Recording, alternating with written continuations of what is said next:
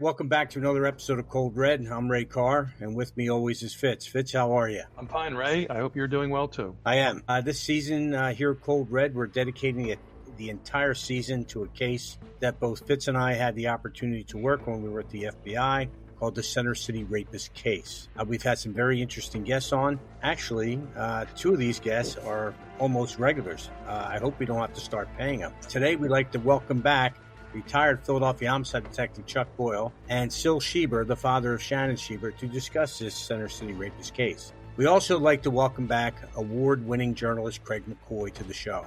Craig, thanks for joining us. Thank you. Now, in the last show, we were talking about the white paper, and we were getting into the crux of things. And Syl, I think the 4th of July is over. Is there any more fireworks that we can expect here? Yes. All right. Then let it. So we ended up that Captain Leonard Ditchkowski, the commanding officer of the 9th Police District, had been at a advisory committee meeting at the end of 1997, and there were 2 rapes that he told the advisory committee had not been solved. So these were the attacks against Cora and Diane.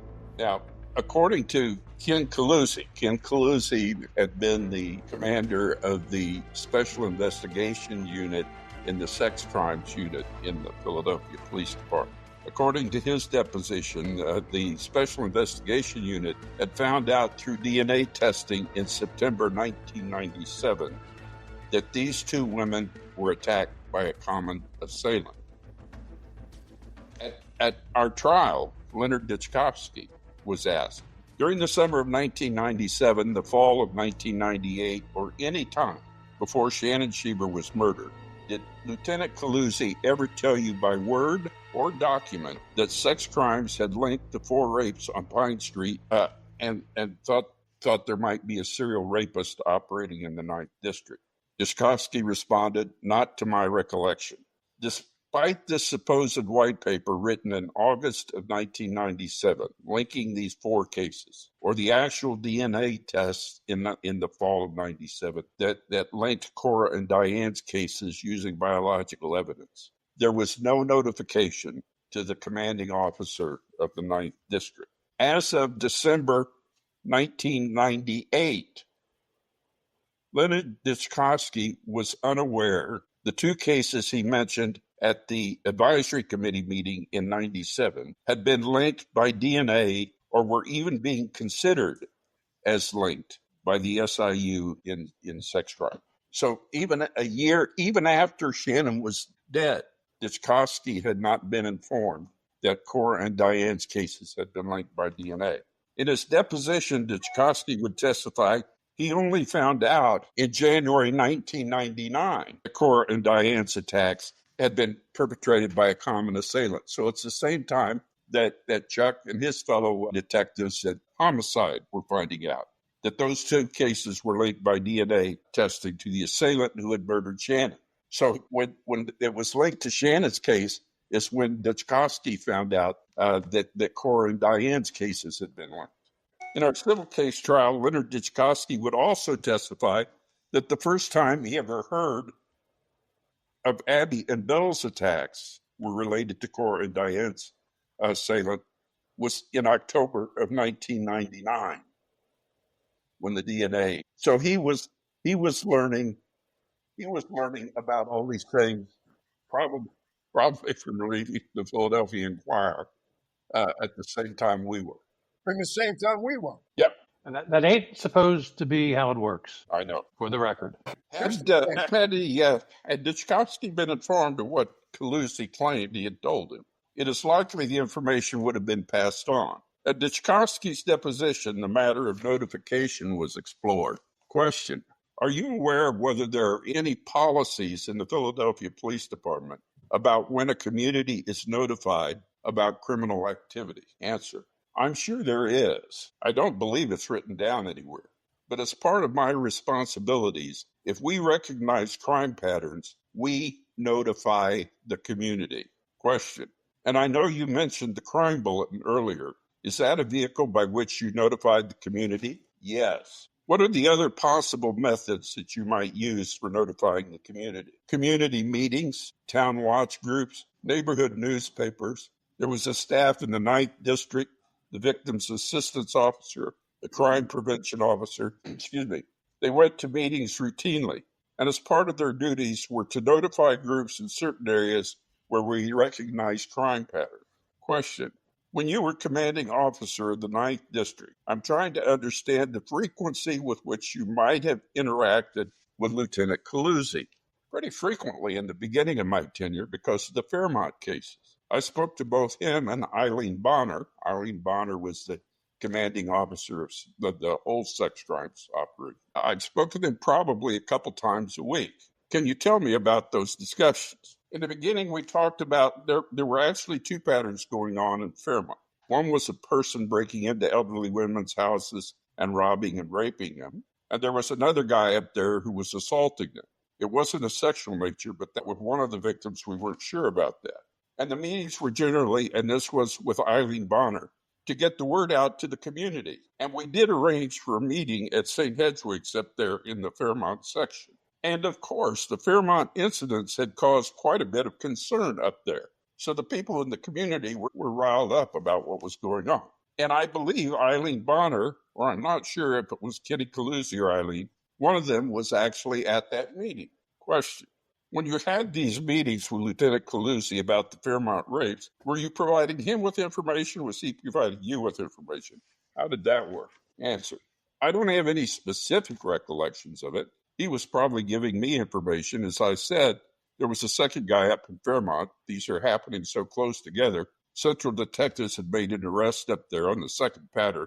And I was talking to Eileen Bonner on the phone and thought she thought we had made an arrest on, the patterns were starting to intermix. I mean, it was daily conversation about notifications, things that we're doing, patrol practices, what was going on in the investigation. What do you mean when you say patrol practices? Well, you got these cases happening here. We better make sure that there's extra coverage. Do you recall ever having a conversation with Eileen Bonner about the Pine Street rapes? No. Did you ever talk to anyone in sex crimes about the Pine Street rapes? No, not at that time. You gave testimony about the crime bulletins. Do you remember talking about the crime bulletins? Yes. What are crime bulletins? Crime bulletins would be an informational sheet of paper based on crime patterns. Could be even about one incident if there's enough particular things about it in public interest. And we gave those out to police officers. We hand them out to different community groups. And during your tenure at the 9th District, do you know whether crime bulletins were ever distributed to the police officers? Answer: hundreds of times. Do you know whether crime bulletins were ever distributed to the community? Answer: yes. Would you have happened on more than one occasion? Quite a few times. Captain Ditchkowski was then shown an actual crime bulletin pertaining to the Fairmont rape cases that had been distributed to the patrol officers as an example of the sorts of bulletins that were published, which was then discussed as followed. What is this document? It's a community notification. And what's the purpose of this document? Answer: it's for informational purposes. This one was initiated in sex crimes, actually came from sex crimes, where they either send to the community directly or it will come through me. It's for informational purposes for the community. What's the purpose of that document? To let them know that a certain crime pattern is taking place and to alert them. To alert the community? Yes. As an aside, this observation that the crime bulletin that Captain Ditchkowski was asked to comment on was initiated in sex crimes, as I noted. When Caluzzi testified at trial, he was asked why a crime bulletin was not prepared for the Center City area when the series of attacks was going on there during the summer of '97. Caluzzi responded to the question, and I quote, "I can't speak to crime bulletins. I don't prepare them. I don't have any control over the crime bulletins in the 9th District." Referring back now to to Leonard Ditchkowski's testimony, he was asked, "Did you view community notifications as an important element of your duties as captain of the Philadelphia Police Department?" "Yes, I did."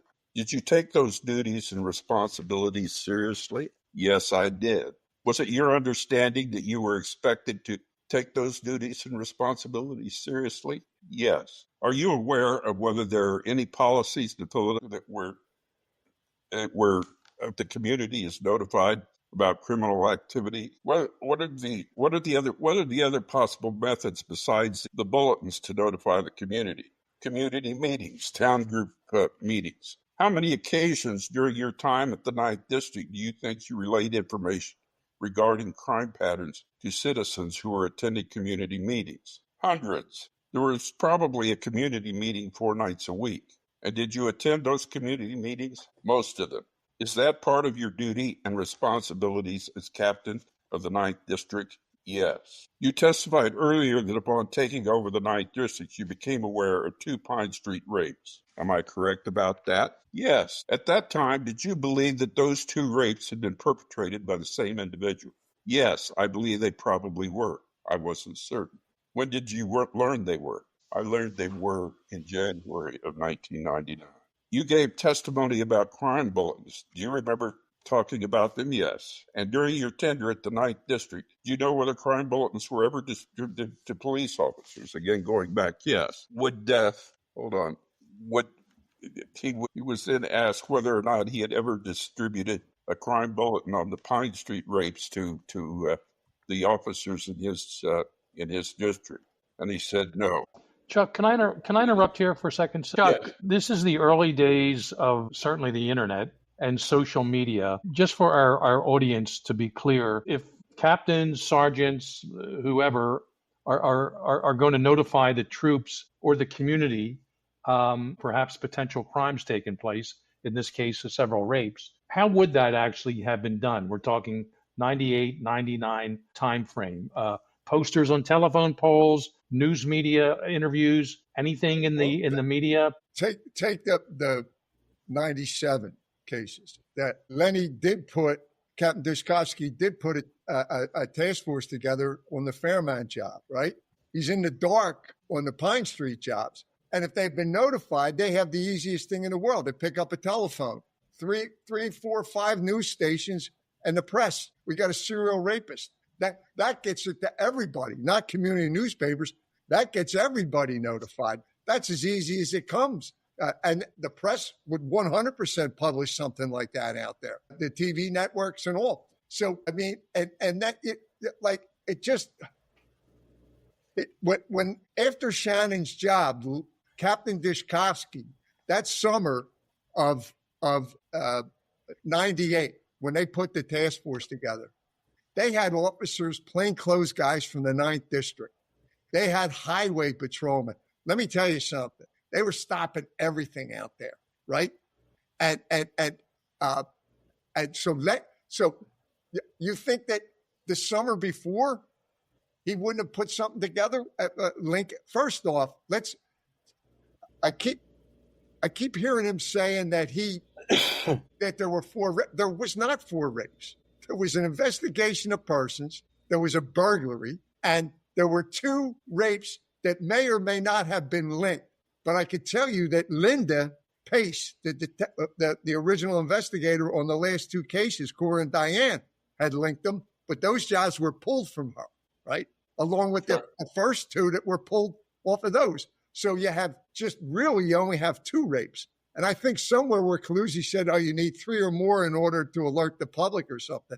I would think you'd only need 2. 2 white females, 2 black females, 2 that live in the same neighborhood, blocks apart. I would think that you could, relatively say, we got a problem here, right? Chuck, I think you're saying coding is important.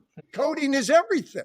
That's why they damn near got thrown out, and the FBI was going to throw Philly out because of their code. And I can tell you this. I understand about the burglaries and the thefts and those other things, coming in, we'll make it a theft till we get a robbery, till we put a thing. But after 1980, I would have never thought that sex crimes was doing this stuff.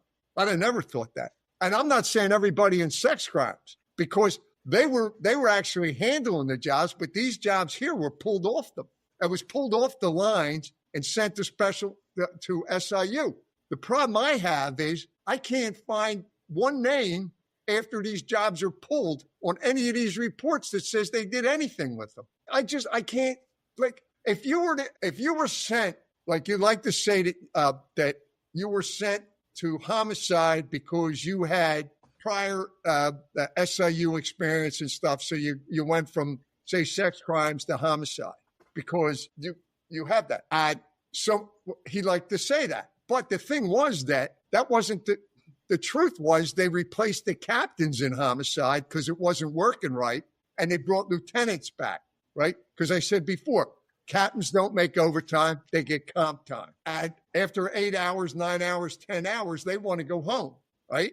Detectives don't go home. So there were arguments about like, well, we're, the first 48, all that stuff like that. So when Maxwell took over, he went to Timoney and said, look, this is not working. I want to put lieutenants back in homicide.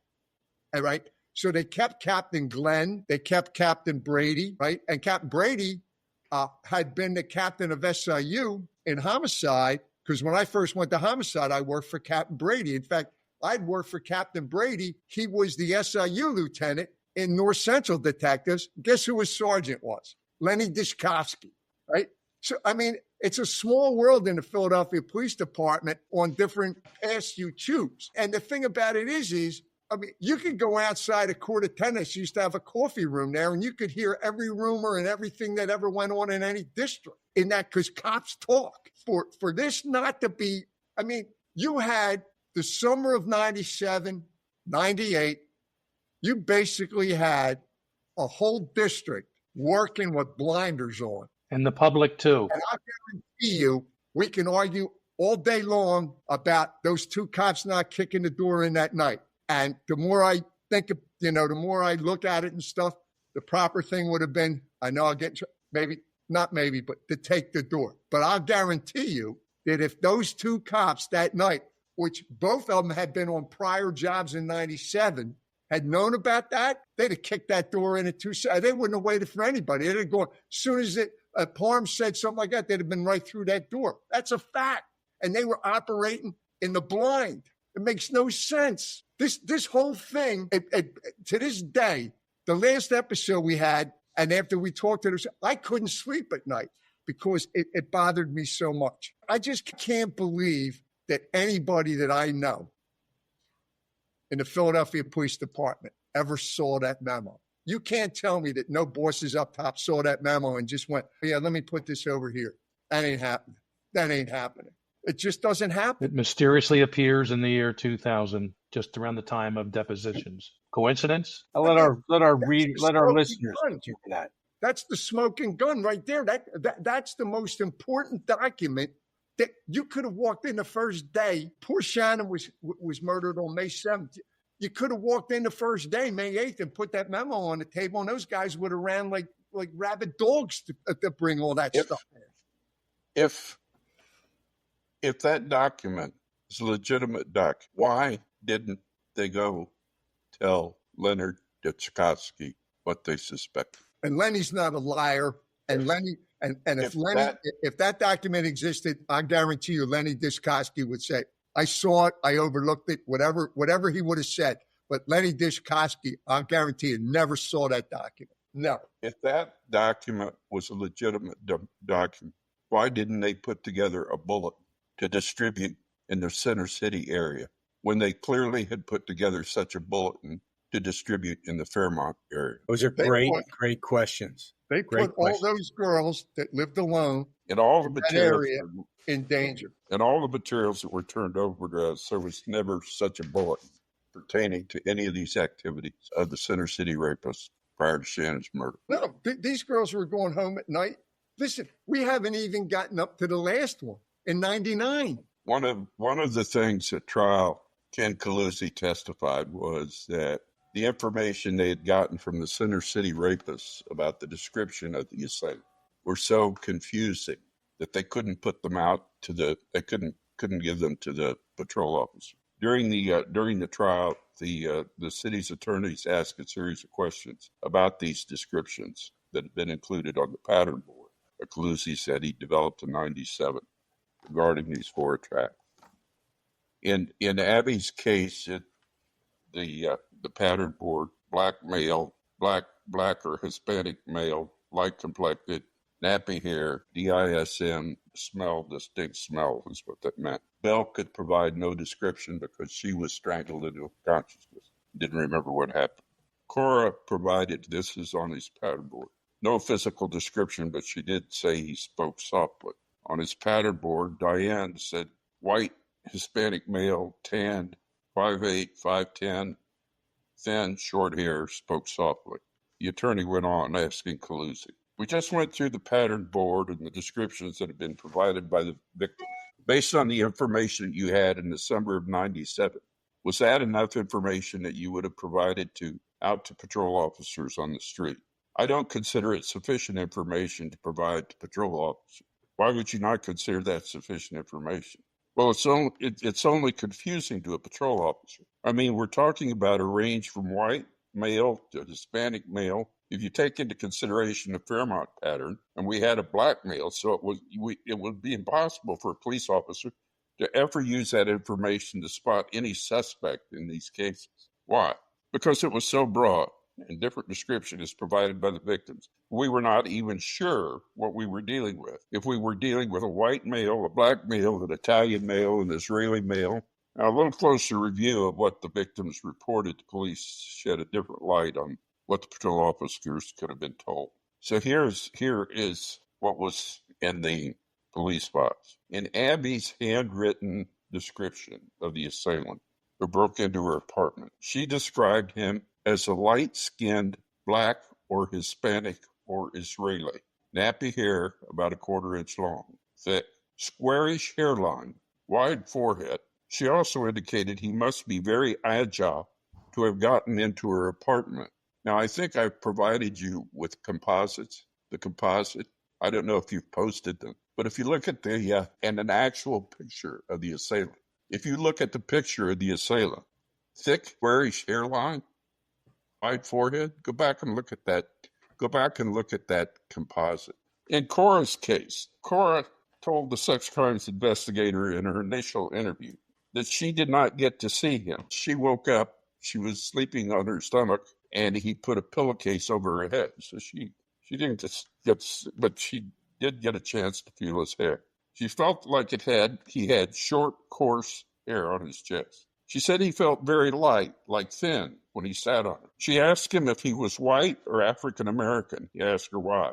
Then I said I could really guess. So she must have had an opinion that prompted her to ask that question. But in its comments in response to it, he said, I really don't know. And then he told her that one of his parents was Italian and one was black. In Diane's case, she described the assailant as 5'10", 160 pounds, white or Hispanic male, dark complected, 25 to 29 years old, dark brown or black hair, medium build, and on a red shirt. You know, when we talked about DNA evidence earlier, and he had this Negroid marker in his DNA. What were you doing on the streets, Chuck? Stalking males, taking their DNA. What kind of males? Black males. Correct. Now, if you think about it, they had a hell of a lot less evidence, a lot less description to go on, and they were stopping people and checking people. Here, there was pretty good evidence that this was probably a light-skinned black man or a darker. It was somebody not. It could be an Hispanic, an Israeli. It could have been a Muslim. I mean, like a Middle Eastern male or whatever. But here's the thing: you could take in the 9th district, you could take out day work and 4 to 12. You don't have to tell them anything. Don't tell them anything. First off, all you got to do is look at all 4 crime scenes. Any male that's over 150 pounds ain't your suspect because he was going through bars, right? Now, what do you think that information would have meant to the officers on the street that go to a prowler call in that area at night? Because guess what? Wouldn't have to be a white male or a black male or a Hispanic male. If there's a male out there looking real thin, walking that street at 2 o'clock in the morning in alleys, all you got to do is stop him. I Chuck, mean, that's police work 101. Chuck, That's what you live for. Chuck, what did Diane say when you started showing her picture? Do not show me any pictures of black males. This male was not black. I'll remember that forever. And Remember we had a book remember this what size. Calusi This is said what on we his brought white up. paper? This is what we Remember brought what up in all the Calusi pictures. remember It's what a real Calusi thing, said on real his white thick paper? binder if you're only listening and not watching. Remember what Calusi said on his white paper? They were showing photo displays. Do you think they showed a photo display to Diane? No. Because she would have said the same thing to them that she said to you, I believe. I believe she would have. Certainly. Here's the two, and this isn't the one that Linda Pace got off of Diane, which doesn't really tell you anything. Those are interesting. Those are interesting. This is scratchers. Those are not the official composites. No, this is scratchers. Go back and look at the composites that you have on the website. Those were used with Winkler in his deposition. Anyway, that's another story. In both Leonard Ditchkovsky's and Calusi's testimony, there was reference to a crime bulletin published in the Fairmont section during the series of attacks. The bulletin included the description of the assailant given by so this is the Fairmont assailant. So one described him as 25-year-old black male, slender, not skinny, close cropped hair. Another one, black male, 5'8", baseball cap, most of it. They put this out. The community bulletin was prepared by the sex crimes unit and distributed to the Fairmont section of the city. During his testimony at trial, Calusi was given the community bulletin that was distributed, and he was asked, "What is your view about the information for the police here?" That was your view. That was your view about the information police profile here. He said, "Yes." Would it not have also been useful for the police to have the Center City of August, the following description provided by Diane, 5'10", 160 pounds, your Hispanic male, dark complected, 25 to 29, dark brown hair, medium build, and a description concerning clothing? Answer: well, most of that information description would have contradicted the description by the three witnesses and complainants that had said the individual was a black male. That's not what Abby and Cora said. Question: well, assuming Diane was giving an accurate description and a police officer saw someone who fit that description, wouldn't that be helpful for the officer to at least have the knowledge in deciding what to do depending on the circumstances of his stopping or confronting that individual? I think that would have reduced the officer's ability. The judge then piped up and asked, You're saying it would reduce the officer's ability to apprehend? Answer: no, the officer's ability, not the officer's ability, his level of suspicion, reasonable suspicion, or cause to detain an individual. It would have confused the issue. Question: if an officer saw someone who matched that exact description, a Philadelphia officer would be confused? Answer: sure. Would he know? If he was looking for a white male, a black male, a Hispanic, he would know who he was looking for. White or Hispanic male, dark complected. The description of the 25-year-old black male we felt most accurately fit the description of the person we were looking for, the overall crime pattern at that time. We are still thinking this is the same pattern, the one pattern. In Diane's description of the man who attacked her was so off base from what they were looking for, it should have been a clue that their one pattern theory was likely wrong. If they thought they were looking for a black guy, when Chuck showed her a picture of a darkly complected black guy, she said, "Don't show me any more of those pictures." If they probably could have discerned without having to go to DNA or anything else. She was the only one of those four victims who got a good look at it, and she could have disabused them of that theory pretty quickly. More basically, Calusi's contention that they were still thinking of the combined Fairmont and Pine Street attacks as one pattern flies in September-October of 97, flies in the face of his August 97 white paper. In his white paper, Calusi claimed they were paying special attention to Bell's case and believed it was linked to Abby's, Cora's, and Diane's. In his white paper, Calusi claimed that the perpetrator for those four related assaults was a light-skinned black male, approximately 25 to 30 years old with short hair. Go back and look at his portrait. The night he attacked Shannon, he was 25 years old. The only way that the officer in the 9th District would have been confused is if his name tag said Barney Fife. Okay. That's total bullshit. Those officers out there at night with that knowledge and answering a call, any kind of call, just like Winkler's call, they'd have taken that person in for investigation. We all know that. Ray, Jimmy, am I telling the truth? Yeah, you're spot on. Of course, Chuck, yes. you're spot on. It's not even a probable cause. All you need is reasonable suspicion at that point. Say, look, we'd like you to accompany us. You call for the wagon or you call supervisor, put him in the car, take him in, let detectives know. But even if we were to assume that Calusi was correct, that in August 97, they still considered the 8 rape cases in the 9th District to be the work of a single assailant.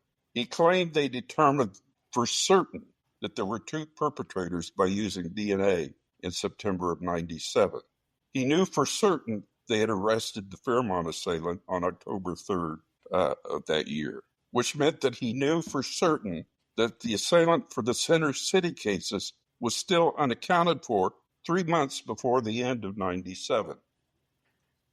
Senior officers in the sex crimes had been conversing weekly and even daily with the 9th District Commander trying to solve the Fairmont cases. Those same senior officers in sex crimes never even told the commanding officer of the 9th District that they had DNA evidence that Cora and Diane were attacked by a common assailant in the fall of 97, that Abby and Belle had even been attacked by a sexual assailant, much less the same one that attacked Cora and Diane, as Calusi's white paper contended. Shannon, the doorman who saw her trying to get away from Troy Gray's in Rittenhouse Square, the patrol officers in the 9th District were all flying blind. They didn't have a clue. And this wound up going,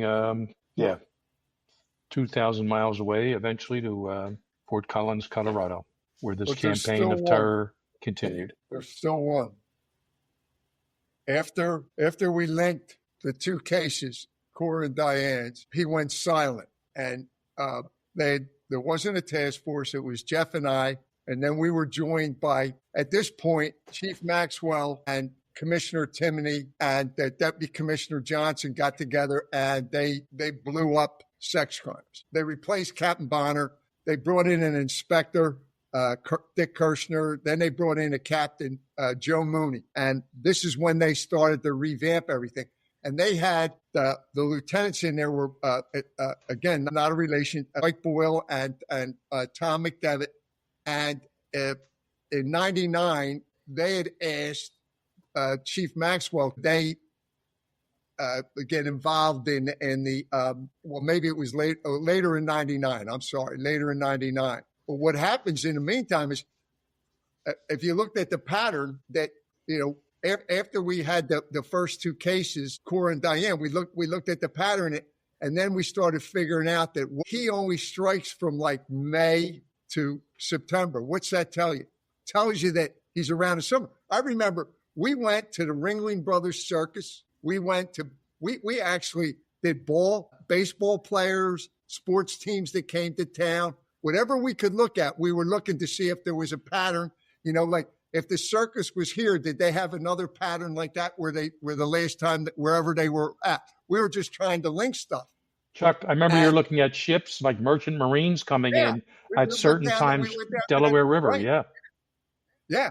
And so like we were, and we had the now it's called special victims unit, right?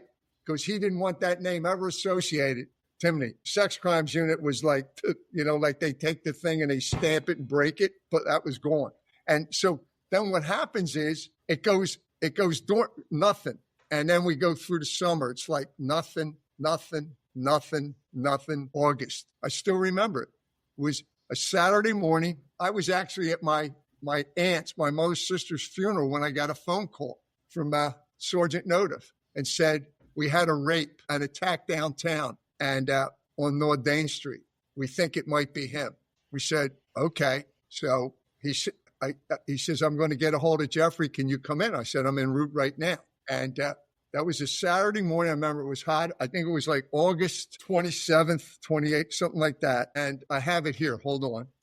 It was the Friday, the It was a attack. Friday. It was a Friday night into Saturday. Late Labor Day weekend. Yeah. That was Saturday, August the 28th at 5 a.m. was when the call went to the police, but it happened before. So we went down there, and they had the crime scene people were in there. The girl was gone, right? She was, of course, Special Victims was handling the job at this point because she was sexually assaulted. And how we got in was there was these big bars across the window with screws this big, had to be at least over 12 inches, laying right on the sidewalk. He took the bars off the window or the door, the window. I'm talking a big window. And he took it off, put it on the sidewalk, went in, went upstairs, and there was only one girl in the house. And he, of course, did this, the thing, strangled her, turned her over so she couldn't take a look at him. But when he saw her, he went, "Are we alone?" And she didn't know what that meant at the time. We did later. So then what he did was he put a pillowcase over her head, right? And turned her over on her side or on her stomach. And then he rolled her back over and made her perform oral sex on him, and then had him spit it out or have her spit it out into the pillowcase. Then he put her on her stomach, tied her arms back, put the covers over her, took the pillowcase and dropped it on the top of her like that. And he was gone. So we go down, we look at it. We haven't talked to anybody. I looked at Jeff. Jeff looked at me. We said, "Whoa, he's back. That's him. It has to, we don't need DNA. We don't need anything. He's back." On the way in, we get a call to go to 18th, and between Walnut and Locust is where the police commissioner lived. Timothy, go to that location and wait. And who comes up from working out is the police commissioner. He goes, "What's up? Is it him?" We go, "It's him." He says, "Okay, get into work." And that's what we did. And so here was a girl, the victim wasn't in town 12 hours. Her father drove her up from Maryland. She was going to start school on Monday at the art school downtown. I think it's the one that just closed. Craig, you remember that one? It was the Art Institute or something like that, the Art Institute. And she was moving in with 3 other girls, and her father moved her in. He left and went home. She went to bed, and she's attacked. Of course, they didn't know anything about any kind of stuff going on. And what happened was, after we did this investigation, was the girl who lived there all summer could have passed for any of the other 4 girls in Shannon, young white female. She worked at a restaurant called Devon.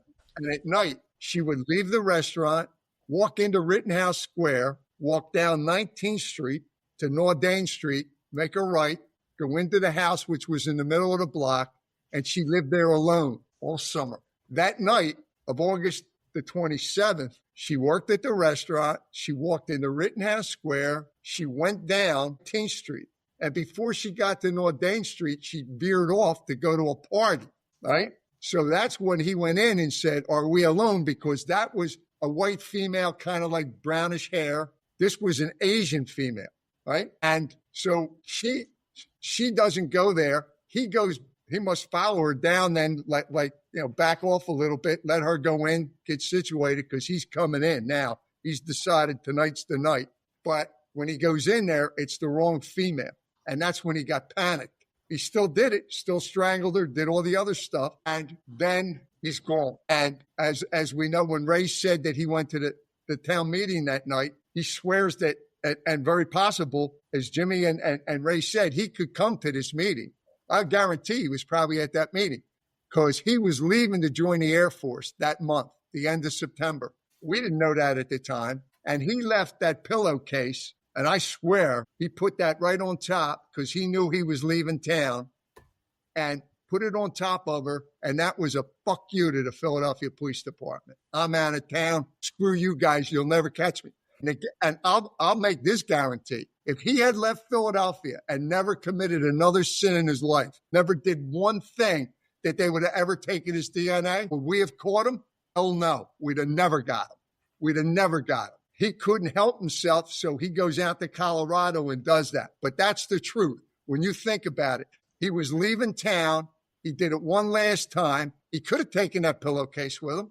Probably would have still got some DNA evidence there. But he knows he's leaving town. And if he leaves town and never does anything, never, because the military's not going to put his DNA in CODIS. That doesn't happen, right? Am I right? As far as That's I know, correct. Again, That's correct. Yeah. So if he doesn't do anything, just lives a normal life, how would we have gotten him? He was gone. But a zebra can't change his stripes. So he goes out there and then all of a sudden, that compulsion or whatever it is that was inside him takes over. Sure. He was a sexual predator with need-driven behaviors that he couldn't stop. And he did stop in Philadelphia. He was smart enough to move out of the area and resume his predation several years later in Colorado. Yeah, because he got assigned to, I think he did his basics down in Texas. Correct. Right. And then after that, he was assigned to that Warren Air Force Base, which is in Cheyenne, Wyoming. Mm-hmm. Right? But didn't he have a stint out in California? He might have, yeah. I think he went from Texas, I believe, to California, and then to and then he ended up in Colorado because I forget the ride, but the ride from Fort Collins to about an hour. Cheyenne, Wyoming, yeah. So and we're going to be winding up this episode, and we've called attention to a lot of people that could have done their jobs, their profession differently. But the top of the mountain of bad guys in this case is the rapist we're talking about, Troy Graves. And no one has to tell Sil Shearer that more than anyone in terms of that's the person that took his daughter from him. So his name is Troy Graves. And Chuck, you were the first one. And this was the first time I think we really had it wasn't even graphic, but a pretty close description to what happened to that final victim in Philadelphia. And we had to get that out there. We had to show what a monster this guy truly was. And you're right, it was kind of a FU to the Philadelphia Police Department and even the other victims still alive, and of course, deceased in the case of Shannon. The fact of the matter is that he should never have been able to attack that last woman. He should never have been able to attack Shannon. Nope. Agreed. That's correct. 100%. 100%. Agreed. And I think that white paper that no one ever heard of before the year 2000 may have tried to explain that, but well after the fact. And we learned a lot of information in this, actually the last two episodes tonight, and this is all coming together. And I want to thank everyone here. And any last final words just to wrap up this episode? Can I just say one thing? His reign of terror should have stopped in that back street when Winkler stopped him. Was that September the 7th of 97? Mm-hmm. Officer Tyrone Winkler, I want to give him full credit. We're working on, if he's out there, getting him on this program. And Jeff and I talked to him, I think it was April 30th of 2000, was it 2004 or whatever, when after Troy Graves had been arrested. He came in. And again, like the doorman and everybody else, that's the guy I stopped that night. And the son of the Graves' girlfriend, right? Seeing the composite on the telephone. The daughter that said, "Oh, mommy, there's Troy," daughter, and she turns and says, "Oh no, dear, that's a bad man. Troy's a good man." I mean, everything in Philadelphia was in his favor, even when he left. If he had never done another thing, we'd have never caught him. We would have never caught him. He was gone. He was in the wind. In other genre, they call that the perfect storm for him, not for our victims, not for the Philly PD. No, they deserve better from us. That's one. I can't even begin to apologize to all these victims. They deserve better than us from us. 100%. Well, it all borders on that criminal negligence that we were perpetrating. It's a classic example of the chain only being as strong as its weakest link. Chuck will allow you to get away with a professional apology on the parts of the city of Philadelphia, the police department, management, but it should not be a personal apology. You did everything you could, along with Jeff Pyrie, to solve this case.